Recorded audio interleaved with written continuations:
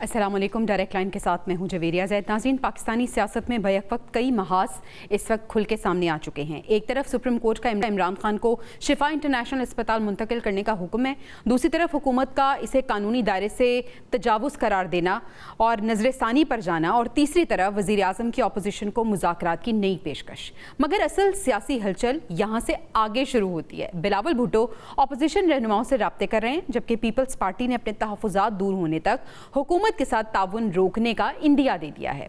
उधर पंजाब की बात करें तो बल्दियाती इंतखाबात दिसंबर या जनवरी में कराने की तैयारी है, यानी बरसों से जो मौखर मकामी नुमाइंदगी का मरहला है दोबारा सियासी मैदान बन सकता है, और इसी के साथ साथ नए सूबों की बहस भी सियासी दर्जा हरारत बढ़ा रही है।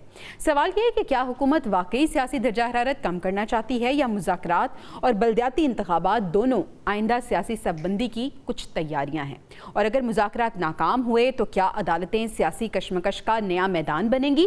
क्या बिलावल हुकूमत से फासला बढ़ाकर अपोजिशन के साथ नया सियासी महाज बना रहे हैं? और अगर बल्दियाती इंतखाबात के बाद नए सूबों का कार्ड भी खुल गया तो पाकिस्तान का सियासी नक्शा ही नहीं, इंतजामी नक्शा भी बदलने जा रहा है। क्या ये जो सारे खदशात हमने जाहिर किए हैं ऐसा होने जा रहा है, नहीं होने जा रहा? ये क्या खिचड़ी बन रही है? अपने पैनल की राय प्रोग्राम के पहले हिस्से में इस पर जानने की कोशिश करेंगे। नाज़रीन, प्रोग्राम के आखिरी हिस्से में हम बात करेंगे आलमी मंजरनामे की। वहाँ पर भी सूरत हाल मुख्तलिफ नज़र नहीं आ रही, वहाँ पर भी कुछ इसी तरह की सिचुएशन हमें नज़र आ रही है। ईरान और अमरीका की जंग अब मैदान जंग से निकलकर आलमी मईशत की नब्ज़ पर हाथ रख चुकी है। अमरीकी सदर डोनाल्ड ट्रंप ने ईरान के खिलाफ अपनी नई मुहिम को इकोनॉमिक डी-डे करार देते हुए न सिर्फ तेहरान बल्कि ईरान की मदद करने वाले ममालिक को भी शदीद इक्तिसादी नताइज की धमकी दे दी है। और इस ऐलान के फ़ौरन बाद आलमी तेल मंडी में हलचल मच चुकी है और कीमतें बढ़ गई हैं। असल खतरा ईरान की मईशत से ज़्यादा अबनाए हुर्मुज़ है, जहां आलमी तवानाई की तरसील पहले शदीद दबाव में है और जहाज़ रानी गैर यकीनी का शिकार है। ईरान के वज़ीर ख़ारजा अब्बास अरागची इसे अमकी इक़्तिसादी दहशतगर्दी करार दे रहे हैं, लेकिन सवाल यह है कि क्या इक़्तिसादी मुहासरा ईरान को मुज़ाकरात पर मजबूर करेगा, या तेल महंगाई और सप्लाई चेन का बहरान पूरी दुनिया को इस जंग की कीमत अदा करने पर मजबूर कर देगा? और पूरी दुनिया इसकी कीमत अदा कर भी रही है। इस पूरी सूरत हाल पर बात करने के लिए पैनल मेरे साथ मौजूद है। सबसे पहले हम बात करेंगे मुल्की सियासी सूरत हाल की। पैनल का तारुफ आपसे करा देती हूँ। आज के डिस्कशन के लिए सज्जाद मीर साहब सीनियर एनालिस्ट, मोहम्मद आदिल साहब तज्ज़ियाकार हैं हमारे साथ मौजूद हैं, और अब्दुल्ला हमीद गुल साहब भी आज के डिस्कशन का हिस्सा होंगे। आज सबसे पहले मैं आगाज़ जो है वो अब्दुल्ला हमीद गुल साहब आपसे करना चाहूँगी। अब्दुल्ला साहब, बानी पीटीआई की जो अस्पताल मुंतकली है, इस हवाले से बताइएगा। हुकूमत बामुकाबला सुप्रीम कोर्ट हम देख रहे हैं, जीत किसकी होगी? क्योंकि ज़ाहिर है हुकूमत का अपना एक आपको मालूम है मामलात हैं। आईनी अदालत भी बनाई गई और आईनी अदालत बनाने के मुज़म्मरात को मेरे ख़्याल में अब यहाँ डिस्कस करने का कोई फ़ायदा नहीं है, क्योंकि ये सारी बातें आप, मैं, हर आदमी जो है वो जानता है बखूबी। लेकिन इस सब के साथ हमें 2-4 चीज़ों के ऊपर गौर करना है, और वो सबसे बढ़कर ये है कि इस टाइम पे आईनी अदालत हो या कोई और अदालत हो, मसला ये है कि हुकूमत ने बड़ा वजाहत से फ्लोर ऑफ द हाउस पे ये इकरार किया है कि ये हम उनको रिलीफ देंगे, और जो एक ड्यू प्रोसेस है अदालती उसको हम एक्सेप्ट करेंगे। अगर उन्होंने करना होता तो बहुत सारे और तरीके होते। इसका मतलब यह है कि ज़ाहिर है पीपल्स पार्टी, आपको पता है ये सियासत बड़ी बेरहम हुआ करती है, और पीपल्स पार्टी ने जहां उल्टी गिनतियां गिनना शुरू हो गई, और फिर सूबों के मामले पे, पानी के मामले पे और दीगर मामलात के ऊपर जब ज़्यादा बहस छिड़ी तो फिर ज़ाहिर है एक अपना ड्यू प्रोसेस जो है वो भी चलता है। और उस ड्यू प्रोसेस के अंदर बड़ी वजाहत से नज़र आ रहा है कि अब गिनती तो शुरू हो गई है। उल्टी और सीधी से तो कोई फ़र्क नहीं पड़ता, हो सकता है कोई सीधी गिन रहा हो, कोई उल्टी गिन रहा हो। मकसद यह है कि गिनती गिनना शुरू हो चुके हैं, निज़ाम नहीं चल रहा। आप मोहसिन नकवी साहब का बयान देख लें, गो के उसके बाद वजाहतें भी आई, लेकिन रियलिटी यह है कि वाकई निज़ाम नहीं चल रहा। पाकिस्तान के अवाम बुरी तरीके से भुगत रहे। लेकिन इसमें एक और बात भी है, और वो बात बड़ी इंटरेस्टिंग है। उसकी वजह ये है कि उसके अंदर हमें अगर गौर करें, तो अभी अगर आईनी तरमीम लाएँगे, तो फिर आईनी तरमीम लाने के लिए तब तक तो जब तक कि कोई बेज़रर किस्म की तरमीमें होती हैं, फिर तो प्रॉब्लम नहीं है। लेकिन अगर सूबों की इनकी इजारादारी ख़त्म की गई, इनकी हाकिमियत को ख़तरा हुआ, तो ये तमाम एक हो जाएँगे और सही। उसके बाद फिर ये ज़ाहिर है 2/3 मेजॉरिटी के साथ कोई भी ऐसी बिल को मंज़ूर नहीं करने देंगे। ये अब देखें, मेरा ख़्याल है कि जहाँ तक और फिर खान साहब की बात है, अगर आप बानी चेयरमैन की बात कर लें, तो पीटीआई का तो बुनियादी मौक़िफ़ ये था कि वो एक एंटी एस्टेब्लिशमेंट बड़ा खुलेआम उन्होंने एंटी रियासत एक अपना एजेंडा लेके चल रहे हैं। अगर वो ये एजेंडा अवाम के अंदर फिर मकबूलियत हासिल नहीं करेगा, ये 2-4 टेलीविज़न्स के ऊपर बयानात देने से या चंद सोशल मीडिया के ऊपर वक़्ती तौर पर जिस तरह से वजाहत सईद साहब ने एक शोशा छोड़ दिया कि जी उनका तो इंतकाल हो गया है। फिर वो जो जेल में आदमी पड़ा हुआ है, जिससे उसकी फैमिली मिल रही भी है, जाके उनकी बहनें मिली हैं, तो फिर वो किससे मिल के आई हैं? तो खुदा का खौफ करें वक़्ती ये तौर सब पर कुछ जो बहुत बाद में हुआ है। हाँ। वैसे अब्दुल्ला साहब, इस पे मज़ीद भी मैं बात करूँगी। सजाद मीर साहब, हमारा जो मुल्क है ना, वतन अज़ीज़ तक अपने आप को दोहराती बहुत है। अब अगर इमरान खान साहब को रिलीफ मिल रहा है, तो मुस्लिम लीग नून की सफ़ों में बड़ी हलचल दिखाई दे रही है। लेकिन क्या ये भूल गए हैं कि ऐसा रिलीफ तो नवाज शरीफ साहब को भी मिला था और एक पूरी चार्जशीट है, अगर हम कंपैरिजन करें उस वक्त का और अब के वक्त का? देखें, आप ऐसे रिलीफ कह लें या क्या कहें, रिलीफ है यहाँ एक हिकमत अमली है जिस पर अमल किया जा रहा है और इस हिकमत अमली में एस्टेब्लिशमेंट और हुकूमत दोनों शरीके कार हैं। अगर इसको इस तरह से देखा जाए तो ये कोई रिलीफ नहीं बनता, बल्कि इमरान खान के साथ एक तरह का खेल खेला जा रहा है। अच्छा। इमरान खान अगर जेल की बजाय हॉस्पिटल चले जाते हैं तो क्या फर्क पड़ता है? फर्क सिर्फ ये पड़ता है कि वो चाहते हैं कि किसी प्राइवेट हॉस्पिटल में जाया जाए और इसमें एक तासर मिले कि हुकूमत से उनको फायदा पहुंच जाए और उस तासर के बाद ये कहा जाए कि अब इनको बनी गाला भेजा जाएगा, अब इनको हो सकता है के बाद मुल्क से बाहर जाने की इजाजत मिल जाए। ये सब कहानियां हैं, अच्छा। सब किस्से हैं। इमरान खान जो लड़ाई ली हुई है वो बड़ी सख्त है। वो लड़ाई फौज के खिलाफ है और सच कहूं तो फौज नहीं, फौज के चीफ के खिलाफ है और आज से नहीं है, जब इक़्तिदार में थे तब से है और उसके बाद जो वो आर्मी चीफ बनने लगे थे तब भी उन्होंने एक तरह की खुलकर मुखालफत की। तो ये सारी वो सूरत हाल है जो आसान नहीं बनाती उनका जेल से बाहर आना या उनका किसी सूरत हाल से हट जाना। यही कहा जा सकता है कि इस तरह थोड़ा सा एक तासुर देकर कि जैसे उन्हें कुछ रिलीफ मिल गया है, एक बहुत से लोगों के मुंह बंद किए जा सकते हैं और मुंह बंद करने की मुझे कोशिश और ये नहीं लग रहा कि इसके नतीजे के तौर पर कोई फायदा इमरान को पहुंचने वाला है। बिल्कुल सही है। आदिल साहब, क्या आप भी अग्री करेंगे कि ये रिलीफ जो है ये प्री प्लान्ड है और तासुर देने की कोशिश की जा रही है? और अगर तासुर देने की कोशिश की गई है और अगर ये सारी चीज़ें मिलके के हुई हैं, प्लानिंग हुई है पहले, तो फिर जब रिलीफ मिला उन्हें, तो फिर नून लीग की सफ़ों में हलचल क्यों दिखाई दे रही है? क्यों हमने देखा कि नज़र-ए-ख़सानी दरख्वास्त जो है वो दायर की गई हुकूमत की तरफ से?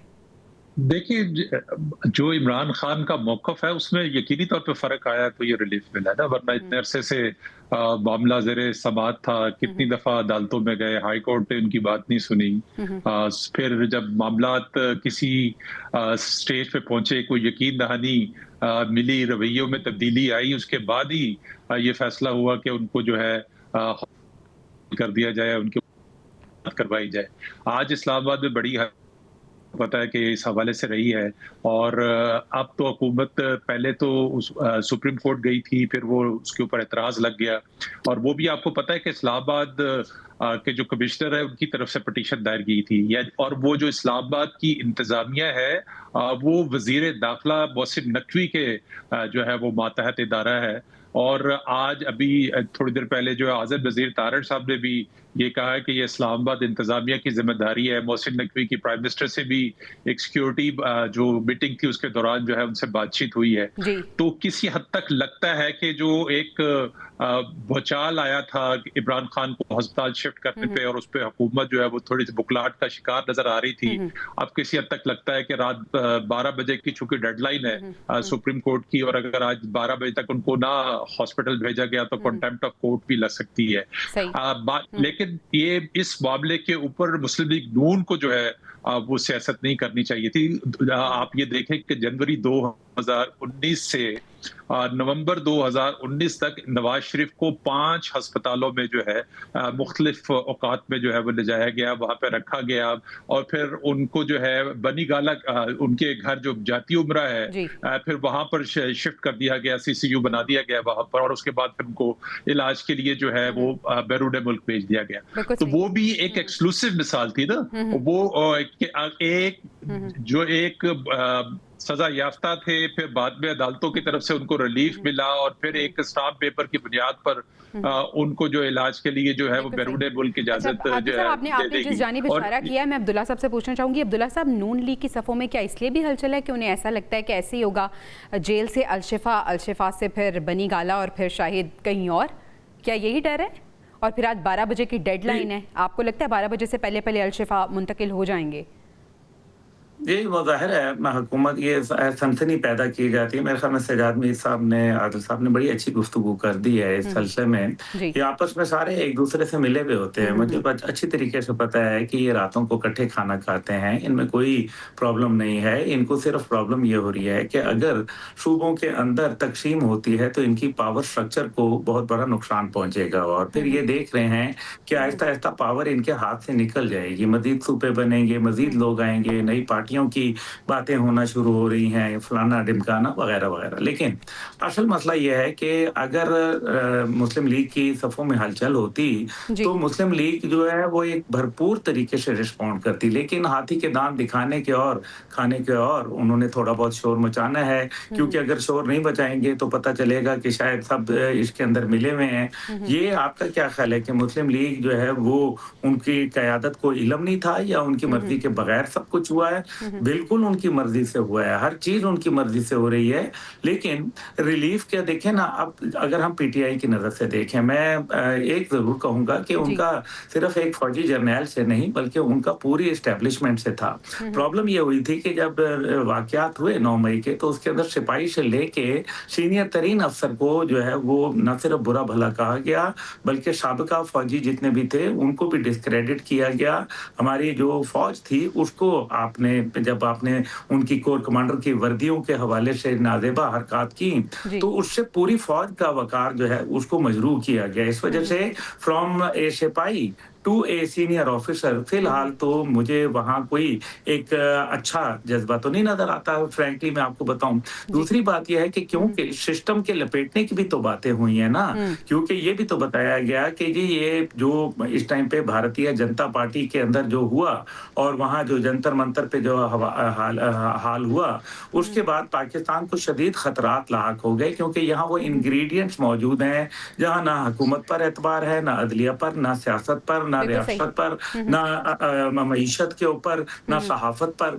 तो फिर आखिर ऐसी सूरत हाल के अंदर आवाम के अंदर और फिर क्या पीटीआई इतनी मकबूलियत पहुंच गई? क्या वो 9 मई से पहले ज्यादा मकबूल नहीं थे कि जब दबाव आ सकता था? इसका मतलब है दोनों तरफ एक डील हुई है, दोनों तरफ एक अंडरस्टैंडिंग के साथ, ये एक टैसिट अप्रूवल के साथ सारा काम हो रहा है। बाकी मुस्लिम लीग जो भी अभी इस टाइम पे वावेला करना चाहती है वो करें, करना वही है जो उन्होंने डील कर चुके हैं। बिल्कुल सही है सजाद मीर साहब, हमारे मुल्क में ना कोई भी ऐसा कोई बड़ा इवेंट होता है, कोई हैपनिंग होती है तो उसकी टाइमिंग बड़ी इंपॉर्टेंट करार दी जाती है। एक तरफ हमने देखा कि सूबों की बाज़गश्त सुनाई दी, मोहसिन नकवी साहब का बयान आया सिस्टम के हवाले से, फिर इमरान खान को हस्पताल मुंतकिल करने के हवाले से सुप्रीम कोर्ट का फैसला है। तो इस पूरी सिचुएशन में आप टाइमिंग को किस तरह से देखते हैं? देखें, जो सिस्टम में तब्दीली की बात है, जो मोहसिन नकवी बात करते हैं, इसके पीछे कुछ और सच्चाइयां मौजूद हैं।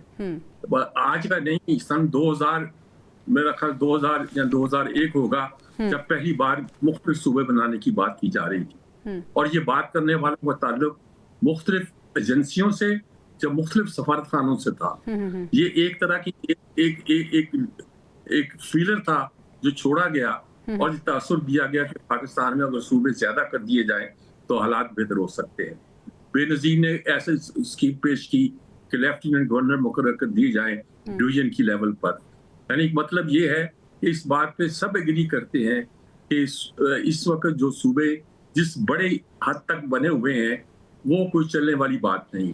असल किस्सा ये नहीं है कि सूबे बड़े हैं, चलने वाली बात नहीं है। हाँ जी। बल्कि सूबे इतने खुद मुख्तार कर दिए गए हैं कि सारे इख्तियार जो मुल्क के पास होते हैं वो सूबों को चले गए हैं, और उनके जो वसाइल हैं वो सारे उनके कब्जे में हैं। उन्होंने नीचे जो भेजने थे वो नहीं भेजे हैं, जिसका नतीजा ये है कि चंद सूबे जो है अपनी एक मखसूस ताकत के जोर पर इस तरह हुकूमत करते हैं और इस तरह लूट खसूट करते हैं, अगर मैं लफ्ज इस्तेमाल करूं, कि जिसकी इंतहा नहीं है। मैं किसी खास सूबे का जिक्र नहीं करता, लेकिन ये देखना कि हमारे यहाँ बहुत से सूबों में लूट खसूट का वो आलम है कि दीद नहीं है। तो ऐसी सूरत में अगर कोई स्कीम पेश की जाती थी कि छोटे मसला है, हम कहते हैं जी पंजाब में तो पास हो गया वो बिल, पंजाब में तो उन्होंने प्रिएम्प्ट किया, यानी प्रिएम्प्ट किया जब उन्होंने कहा कि जनूबी पंजाब को सूबा बनाया जाए, तो उन्होंने कहा कि नहीं, जनूबी पंजाब का नहीं, जनूबी पंजाब और बहादुरपुर का बनाया जाए। उनको भी रोक दिया, उनको भी रोक दिया। बिल्कुल सही। खैबर पख्तूनख्वा में है, एबटाबाद के मामले में सारा मामला है, लेकिन कराची का जो एक बड़ा जनरल मामला है वहां असेंबली पास नहीं करेगी। असेंबली पास नहीं करेगी, पीपल्स पार्टी अड़ी हुई है, इसको बना के दिखाओ सूबा, क्योंकि भाई असेंबली पास नहीं करेगी सूबाई असेंबली, तो असेंबली सूबा, नया सूबा बनाने के कानून में आईनी तरमीम भी हो सकती है, और इस तरमीम में बहुत से लोग शामिल हो सकते हैं। तो इसलिए मेरा ख्याल में होने को तो बहुत कुछ, बिल्कुल सही सजाद मीर साहब, आपका पॉइंट आ गया, होने को बहुत कुछ हो सकता है। आदिल साहब, मैं टाइमिंग के हवाले से आपसे भी पूछना चाहूँगी, ये जो सारी हैपनिंग्स हो गई हैं, जिस तरह से मैंने अपने इब्तिदाइया में कहा कि ये कुछ एक दो चीज़ें नहीं हैं, बल्कि बैक वक्त साइड बाय साइड बहुत सी हमें चीज़ें नज़र आ रही हैं। इनकी टाइमिंग्स को आप किस तरह से देख रहे हैं, और क्या ये सारी कड़ियाँ जुड़ती हुई नज़र आ रही हैं, इंटरलिंक्ड हैं? देखिए, सियासी हलचल तो है। कल बिलावल भुट्टो ने कहा कि दाल में काला है, अब आने वाले दिनों में पता चल जाएगा, और हुकूमत जो है वो अब एस्टेब्लिशमेंट के साथ एक पेज पे है या नहीं है। तो चीजें तो चल रही है, और ये टाइमिंग और जो है वो इम्पोर्टेंट इसीलिए है। और आज आप देखें कि कितनी पॉलिटिकल एक्टिविटी हमें पार्लियामेंट के अंदर नजर आई। कल जो है बिलावल भुट्टो ने जो है मुलाकात की अपोजिशन लीडर से, आज पीपल्स पार्टी ने मुलाकात की है स्पीकर से, और वहां पर इसहाक डार भी बाद में पहुंच गए थे, और वहां पर भी जो है वो एक पॉलिटिकल मुशावरत हुई है, जो तहफ़्फ़ुज़ात है वो दूर हुए। आज असम्बली के अंदर जो कानून साजी हुई थी, कल बिलावल ने ये कहा था कि वो उस हुकूमत की किसी उसका हिस्सा नहीं बनेंगे, लेकिन आज उन्होंने उसको जो है वोट किया है। तो ये पॉलिटिकल जमातें जो है अंदर से एक खौफ का शिकार जो है वो इस वक्त नजर आती है, कि वो जो मोहसिन नकवी ने बात की, और उसके बाद जो एक इंतजामी जो है यूनिट्स की बात हो रही है, उससे एक जिसे कहते हैं, और फिर जिस तरह से पीटीआई को रिलीफ दिया गया है, तो वो उससे एक शॉर्ट आंसर दीजिएगा, फिर मुझे ब्रेक पे जाना है। ये जो डील का तासुर है कि डील हो चुकी है, क्या डील यहीं तक है या डील आगे भी है जो हमें नजर आएगी? देखिए, ये डिपेंड करता है तहरीक इंसाफ के और बानी के रवैये के ऊपर, वो किस तरह से चलते हैं। उनको अगर ये मिसाल के तौर पर रिलीफ मिल जाता है, उनको हॉस्पिटल मुंतकिल कर दिया जाता है, तो वो उसके बाद किस किस्म का जो पॉलिटिकल जेस्चर जो है वो देंगे। आज प्राइम मिनिस्टर ने जैसे उनको दावत भी दी है और उसका खैर मकदम भी किया, लेकिन उसके लिए क्लैरिटी जरूरी है। बेहतर होता कि प्राइम मिनिस्टर आज हॉस्पिटल भेजने वाले मामले पे ही जो है वो विड्रा करके तो खुद ही ये ऐलान कर देते। लेकिन आज़म साहब का जिक्र किया है, तो अभी हमें ब्रेक पे जाना है। ब्रेक से वापस आएंगे तो हम बात करेंगे कि वज़ीर आज़म साहब भी और बिलावल भुट्टो साहब भी ऑपोजिशन को राम करने की कोशिशों पे हैं। वज़ीर आज़म साहब ने जो एक दावत दी है, क्या ऑपोजिशन उसे कबूल करेगी या बिलावल की जो मुलाकातें हैं वो रंग लाएंगी? क्या होने जा रहा है मुल्की सियासत पे, अपने पैनल की राय इस पर जानेंगे, लेकिन अभी हमें ब्रेक पे जाना है। Stay with us. Welcome back नाज़रीन। एक तरफ वज़ीर आज़म साहब ने ऑपोजिशन को एक बार फिर से मुज़ाकरात की दावत दे दी है, तो दूसरी तरफ हम देख रहे हैं कि बिलावल भुट्टो की भी कुछ मेल मुलाकातें भी हो रही हैं और ऑपोजिशन के साथ कुछ उनकी गुफ्तगू भी चल रही है। सजाद मीर साहब, सवाल यहाँ पे ये है कि ये जो ऑपोजिशन से राब्ते किए जा रहे हैं पीपल्स पार्टी की तरफ से, फिर हुकूमत से भी खासे वो नाला नज़र आ रहे हैं, कह रहे हैं कि जब तक तहफ़्फ़ुज़ात हमारे दूर नहीं होते तो उन्होंने कहा कि हुकूमत के साथ हमारा ताउन जो रुक जाएगा। इसके पीछे की क्या हकीकत है? असल में ये सारे जितनी सियासी जमातें हैं अपनी अपनी हिकमत अमली रखती हैं। सही। बिलावल भुट्टो की हिकमत अमली हमेशा ये रही है कि वो खास मौकों पर आकर एक सख्त रवैया इख्तियार करते हैं और आखिर में जरदारी साहब जो है उस रवैये के खिलाफ अपना वोट दे देते हैं। वोट क्या दे देते हैं, उनकी रजा से ही सब बात होती है। वो एक दूसरा रवैया अख्तियार कर लेते हैं और पार्टी की और एस्टेब्लिशमेंट की आपस में ताल्लुकात ठीक हो जाते हैं। और खुद ही कह देते हैं कि बिलावल अभी सियासी तौर पर मैच्योर नहीं है, इमेच्योर हैं। मैं ये लफ्ज इस्तेमाल तो नहीं करता, लेकिन बिलावल पर एतमाद नहीं किया जा रहा। हाँ जी। जरदारी साहब सारे फैसले खुद करते हैं जी। जरदारी साहब हर चीज में अपनी अहमियत जमाना चाहते हैं। मतलब उन्होंने मसला था कि वजीर आजम बनने का मसला, उन्होंने वजीर आजम बनने के मसले को जो बिलावल को बनना था उसकी बजाय खुद सदर बनना तरजीह दी जी। ये उनका रवैया है। वो हमेशा अपने आप को आगे रखेंगे और अपने आप को आगे रखने के लिए फिलहाल वो बिलावल को इस्तेमाल करेंगे। ख्वाहिश उनकी जरूर है कि उनकी जिंदगी में बिलावल जो है वजीर आजम बन जाए, लेकिन ये एक ख्वाहिश है और इसके लिए वो जानते हैं कि उन्हें सख्त रवैया किया तो वो उनके लिए भी नुकसानदेह होगा और बिलावल के लिए भी नुकसानदेह होगा और पीपल्स पार्टी नुकसानदेह होगा। तो इसलिए जरदारी साहब बड़ी जहानत के साथ और बड़े तरीके के साथ, सलीके के साथ अपने आप को कंट्रोल रखते हैं और बिलावल भुट्टो भी बिलाकर वही कर। अब कितना तेज था कश्मीर में, कैसे वो बोल रहा था, क्या कह रहा था कि हम ऐसी जैसी कर देंगे, क्या हुआ, आराम से सारा मसला निपट गया, अब भी निपट जाए। और अगर कोई लड़ाई होनी हुई तो उसका मतलब है कि एस्टेब्लिशमेंट ये हो सकता है कि एस्टेब्लिशमेंट पे दाना डाल रही हो, मैं यही कहूंगा हम स्लैंग में, एस्टेब्लिशमेंट भी पीपल्स पार्टी को भी दाना डाल रही हो, वो पीटीआई को कर रही हो और उनका वो कंफर्टेबल इस वक्त महसूस हो रहे हैं मुस्लिम लीग के यहाँ शहबाज शरीफ के साथ। उनका कंफर्टेबल इस बात की निशानी है कि फौरी तौर पर होता दिखाई देता नहीं।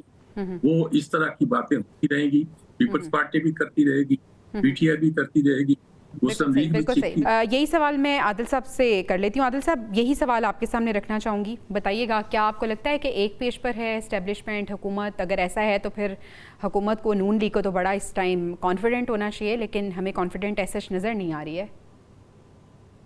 देखिए, मिसाइल तो होते हैं, हुकूमतें फेडरल के बहुत सारे इश्यूज है जिसके ऊपर इख्तलाफात होते हैं, लेकिन जो शहबाज शरीफ है वो एक ऐसे वजीर आज़म है जो इस्टेब्लिशमेंट के फैसलों को बड़ी, जिसे कहते हैं कि पेशेंस के साथ जो है उस पर इम्प्लीमेंट करवाते हैं और बड़ी जिम्मेदारी के साथ उस पर इम्प्लीमेंट कराते रहे। इसीलिए जो आपने जो ये सफर है, 2.5 साल का जो सफर है, इसके अंदर देखा है कि ये कोई गलत फहमी जो है वो एस्टेब्लिशमेंट और हुकूमत के दरमियान नहीं है। जहां तक ये पॉलिटिकल जो एक चेंज आई है कि जो इतने अरसे से जो है 3 साल से बानी पीटीआई जेल के अंदर है, उनको जो है मुख्तलिफ मौकों पे जो है अदालतों के अंदर मामला गए लेकिन उनको रिलीफ नहीं मिला, मुलाकातों की इजाजत नहीं मिली, वो अपना एहतजाज लेके इस्लामाबाद आए तो रियासत ने जो है बड़ा सख्त रवैया जो है वो उनके खिलाफ इस्तेमाल किया। अब अचानक से जो हुकूमत का सबसे ताकतवर वजीर है वो ये कहे कि ये सिस्टम जो है वो नाकाम हो गया है और उसके बाद फिर चीजें स्टेप वाइज जो है वो एक किसी और सिमत में चलना शुरू हो जाए, तो उसमें तशवीश तो यकीनी तौर पे जो है हुकूमतों को होती है। प्राइम मिनिस्टर इससे पहले भी जो है वो पार्लियामेंट के फोरम के ऊपर जो है वो अपोजिशन को दावत दे चुके हैं, आज भी उन्होंने जो दावत दी है, लेकिन बात यह है कि नीयत क्या है। सही। अगर हुकूमत की नीयत अच्छी है कि वो नेक नियति के साथ जो है वो बातचीत कर सकती है और अपोजिशन जो है वो बजाय इसके हुकूमत से बातचीत करने के बजाय अगर एस्टैब्लिशमेंट की तरफ देखना शुरू कर दे तो बातचीत नतीजा खेज तो नहीं हो सकती। इसके लिए दोनों फ्रीकैन को जो है वो खुल के मुज़ाकरात के टेबल पे बैठना चाहिए और हुकूमत को पीपल्स पार्टी से कोई परेशानी नहीं। ये जो आप देख रही है बिलावल की जो कल की जो प्रेस कॉन्फ्रेंस थी, इससे पहले कश्मीर के अंदर जो वो इतना सख्त लैंग्वेज उन्होंने इस्तेमाल की, ये उनकी पॉलिटिकल मजबूरी थी कि वो जो सियासी मैदान लगा हुआ था उस पर रंग भरना जरूरी थे।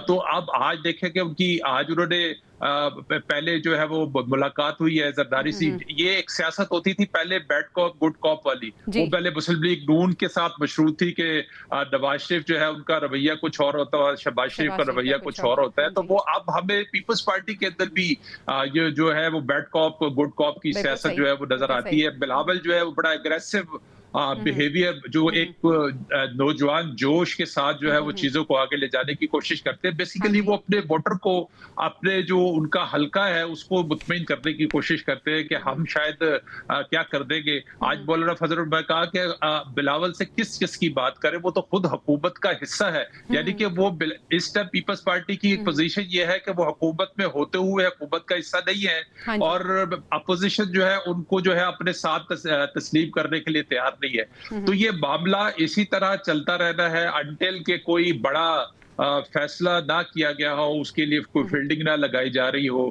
तो आने वाले दिनों में आपको लग जाएगा, अंदाजा हो जाएगा कि ये सूरत हाल किस तरफ जा रही है। बिल्कुल सही है। सजाद मीर साहब, क्या आप समझते हैं कि पाकिस्तान का जो सियासी नक्शा है वो बदलने जा रहा है, क्योंकि पंजाब में बलदियाती इंतखाबात की भी बाज़गश्त हमें सुनाई दे रही है और नए सूबों के हवाले से भी जो मुतालबा है ये ज़ोर पकड़ता जा रहा है। तो समझते हैं आप कि नया सियासी नक्शा जो बनने जा रहा है पाकिस्तान में? असल में पाकिस्तान में शुरू से ही एक तासुर जो पैदा किया जा रहा है कि ये हमारे जो पार्लियामेंट सिस्टम है ये कामयाब नहीं हो रहा, हाँ जी। और इसकी जगह जो है ये एक सदारती सिस्टम आना चाहिए। प्रॉब्लम हमारे यहाँ ये है कि पार्लियामेंटी सिस्टम हमें लेगेसी के तौर पे मिला है अंग्रेज से, और पहले ही जमहूरियत समझते रहे हैं। यहाँ तक सदारती सिस्टम का ताल्लुक है, कायद-ए-आज़म के बारे में भी कहा जाता है कि वो इस पर वर्क कर रहे थे। ये नहीं कि उन्होंने इसके बारे में कुछ कहा था, वो इसके बारे में वर्क कर रहे थे। हमारे यहाँ प्रॉब्लम ये है कि जब हम सदारती सिस्टम की बात करते हैं तो उसमें सब आमराना सिस्टम आ जाते हैं। हमारे यहाँ सदारती सिस्टम फौजी आमर लेकर आए हैं, और इसलिए हम उससे रिलेक्टेंट हैं। वरना सदारती सिस्टम में कोई ऐसी खराबी नहीं है, और पार्लियामानी सिस्टम में सिर्फ जमहूरियत नहीं है, जमहूरियत के कई सिस्टम है और पार्लियामानी अंदाज में ही उसको चलाया जाता है। लेकिन ये कॉन्स्टिट्यूंसी की पॉलिटिक्स पे बेस नहीं करते। यूरोप में है, हर जगह है, उसको भी अडॉप्ट किया जा सकता है। हम अगर सिर्फ पार्लियामानी सिस्टम पे अड़ जाएं तो बहुत से लोग कहते हैं कि इस सिस्टम में खुद बहुत सी खराबियां हैं, और वो खराबियां पैदा होती हैं कि लोग जो हैं अपनी कॉन्स्टिट्यूंसी पर, अपने इलाके पर जोर दे के बैठ जाते हैं, और उसी के जोर पर वो आगे चलना चाहते हैं। तो बहरहाल ये सारी बातें पहली बार पाकिस्तान में नहीं, इससे पहले भी महसूस किया था कि पाकिस्तान के सिस्टम को एक तो ये है कि छोटे लेवल पे आना चाहिए, और दूसरा ये है कि छोटे लेवल पे आए तो उसे पार्लियामानी की बजाय सदारती होना चाहिए। दोनों बातों में बात कोई हर्ज नहीं है। जो भी अगर बात ठीक होगी तो उसको अडॉप्ट किया जाए, कि जमहूरियत के खिलाफ तो नहीं। बिल्कुल सही, आपका पॉइंट आ गया। अब्दुल्ला साहब, आपसे भी यही जानना चाहूँगी, पंजाब में बड़े जो पोस्टपोन्ड इलेक्शन हैं बलदियाती, वो कराने की बात हमें सुनाई दे रही है, और फिर नए सूबों के हवाले से भी बहस हो रही है। क्या आप समझते हैं कि जो गवर्नेंस के मसाइल हैं जिन पर आवाज़ उठाई जा रही है कि सिस्टम में ख़राबी है, गवर्नेंस ठीक से नहीं चल रही, ये सब करने से गवर्नेंस में बेहतरी आएगी? कितनी बेहतरी आएगी आपके ख्याल में?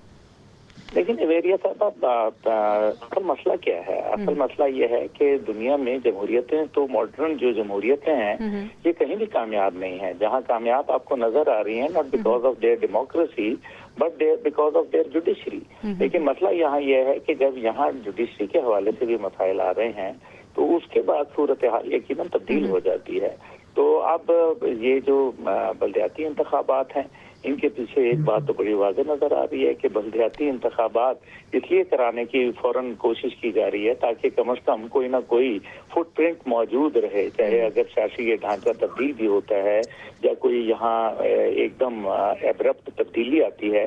और फिर ये एक दुनिया का तरीक़ेकार रहा है, जब भी कोई सुपर पावर खित्ते में आती है, माजी के अंदर सोवियत यूनियन आया तो यहाँ तब्दीली आ गई, फिर जब वो सोवियत यूनियन यहाँ से गया तो फिर जो मौजूदा हुकूमत थी उसका खात्मा हुआ, फिर उसके बाद अमेरिका आया तो उसके आपको मालूम है असरात के अंदर नवाज शरीफ साहब की हुकूमत चली गई थी। फिर जब अमेरिका यहाँ से निकला तो फिर हमने इमरान खान की हुकूमत को जाते देखा, और अब जो है वो सूरत हाल आपको पता है खित्ते में एक बहुत बड़ी तब्दीली आ रही है।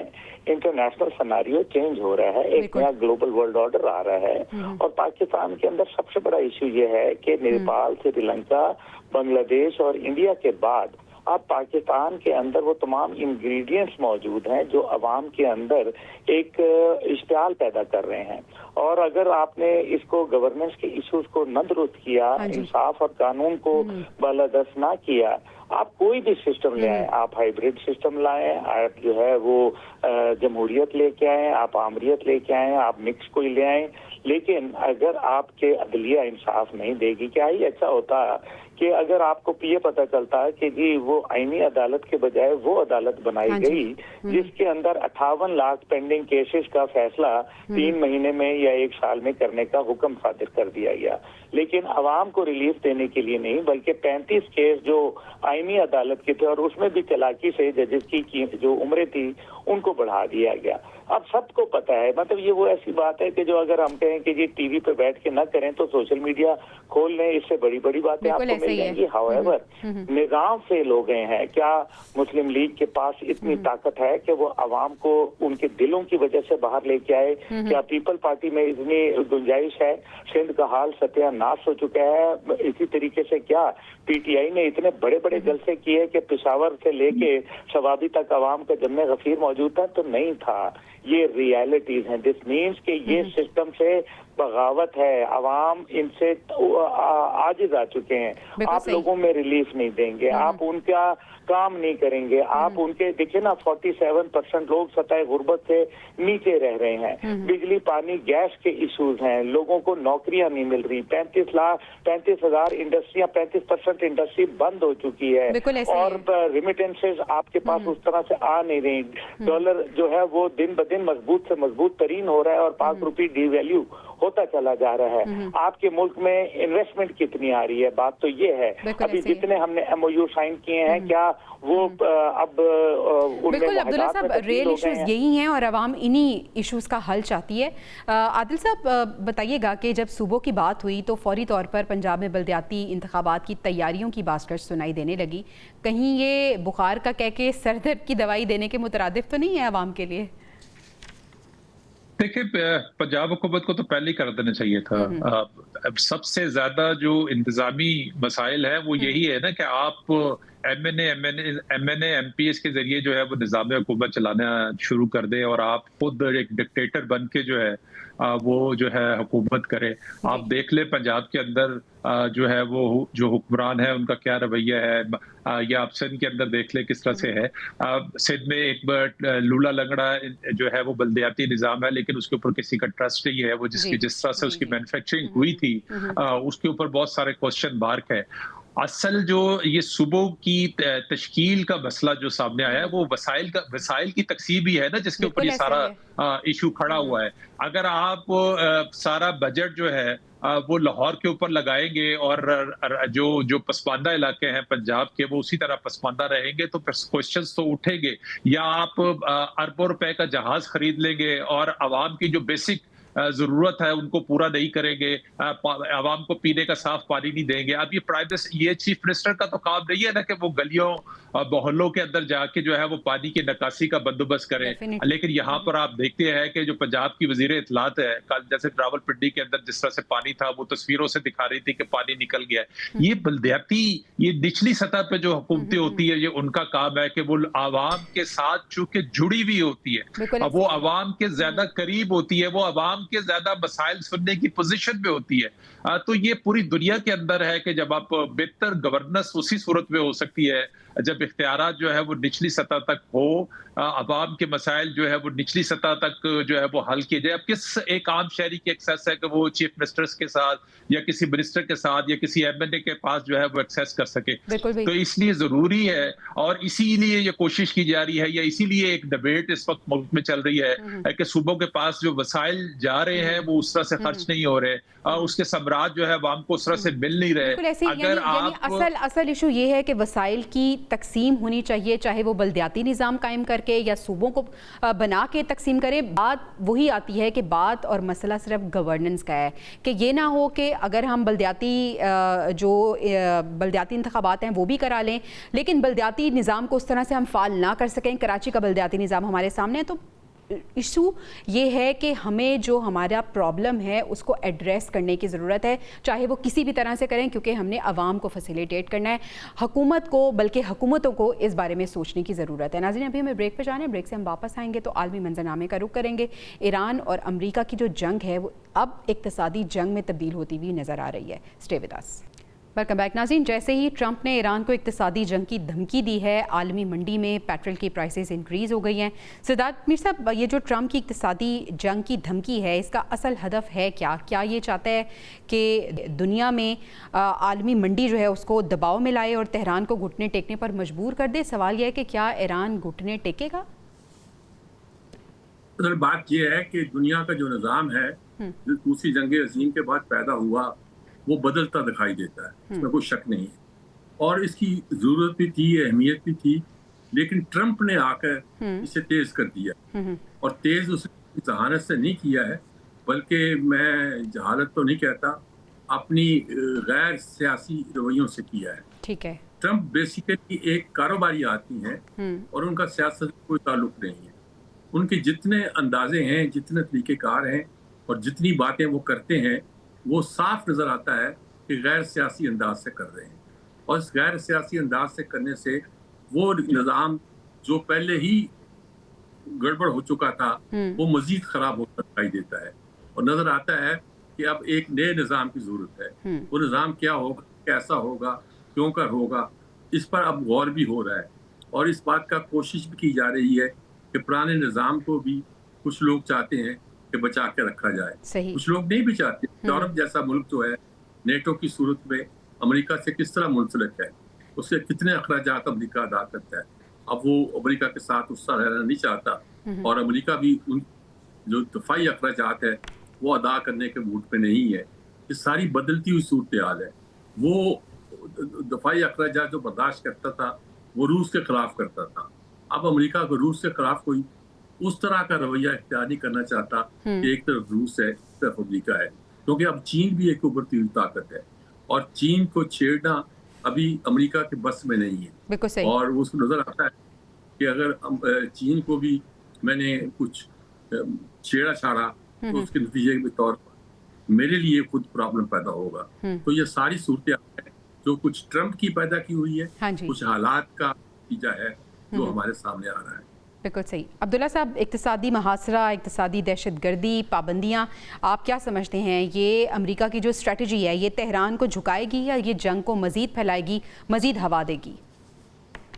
देखिए, सबसे बड़ी बात यह है कि ट्रंप की ये स्ट्रैटेजी उसकी अपनी ज़ात से मुंसलिक भी है, क्योंकि हमें पता है कि उनकी फैमिली में और उनके बेटे डोनाल्ड ट्रंप जूनियर ने और दीगर ने ठीक ठाक माल बनाया है। और जेरेड कुशनर और वगैरह या स्टीव विटकॉफ जैसे लोग, जिनके लिए ये कहा गया कि पांचों घी में और सर कढ़ाई में, क्योंकि ये तो अब तो बात खुद अमेरिकन प्रेस कर रहा है ना, हमें तो आप छोड़ ही दें, हम तो पहले दिन से आपके साथ ये बात कर रहे थे। तो $9 बिलियन तो वो पहले ही कमा चुके हैं, अब इसमें मजीद उनको इजाफा चाहिए। दूसरी बात इसके अंदर है वो है इक्तिसादी पाबंदियां। इक्तिसादी पाबंदियां 47 साल से लगा के रखी ना, और सबसे टफ तरीन सैंक्शन जो थी वो ईरान के ऊपर आई।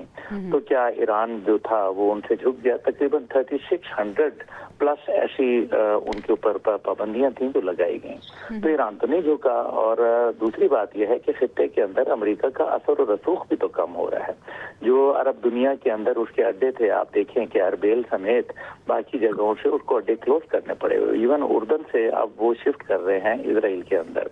तो क्यों हो रहा है? एक मैंने जैसे शुरू में ही कहा था कि ग्लोबल वर्ल्ड ऑर्डर है ना, वो तब्दील हो रहा है। अभी सजाद मीर साहब ने भी उसका जिक्र किया कि एक निज़ाम की बात हो रही है।